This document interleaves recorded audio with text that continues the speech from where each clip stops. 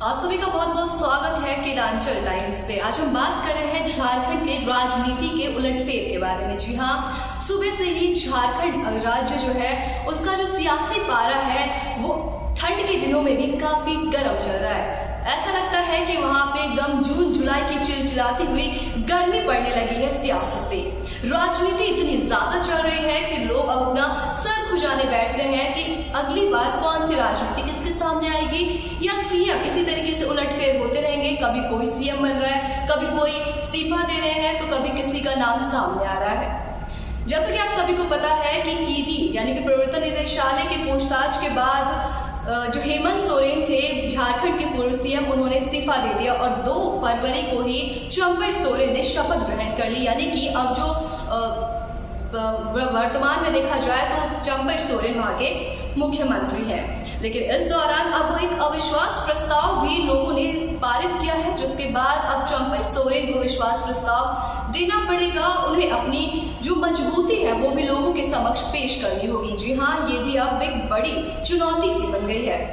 तो वही इसी बीच कांग्रेस के विधायक और चंपई सोरेन के मंत्री आलमगीर आलम ने उन्हें बोला कि अपनी विश्वास जो है प्रस्ताव वो पेश करें। विधानसभा का संसद सत्र चल रहा है, उस दौरान उन्होंने पेश करने को कहा है। उन्हें 10 दिनों की मोहलत दी गई थी कि इस बीच आप विश्वास प्रस्ताव पेश कर सकते हैं। और क्योंकि सरकार बनाने के लिए उन्हें 48 विधायकों की सहमति की जरूरत थी, उन्हें 48 विधायकों की जरूरत थी, लेकिन राज्यपाल को जो चंपई सोरेन है उन्होंने महज 43 विधायकों के बारे में ही जानकारी दी है।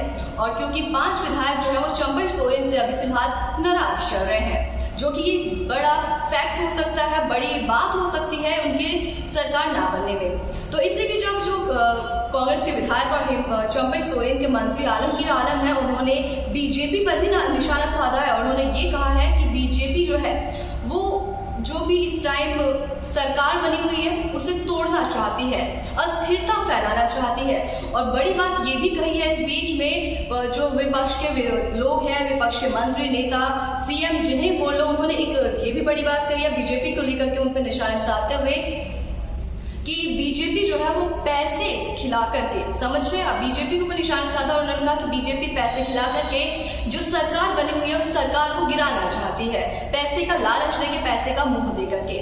और इसी के साथ जो विश्वास प्रस्ताव पेश करना था चंपई सोरेन को, जो विधायक हैदराबाद गए हुए थे वो अब वापस लौट आए हैं। रविवार की रात ही वो वापस लौट के रात भर सर्किट हाउस में रुके थे।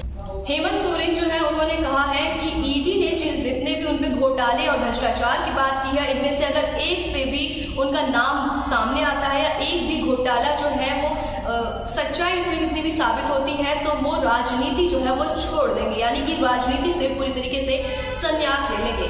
अब किसकी बात में कितनी सच्चाई है वो तो अब कुछ दिनों बाद ही लोगों के समक्ष आएगा। तब तक के लिए आप झारखंड में और जो राजनीति गरमाई हुई है उस पर आप ऐसे ही चर्चा करते रहिए। नमस्कार।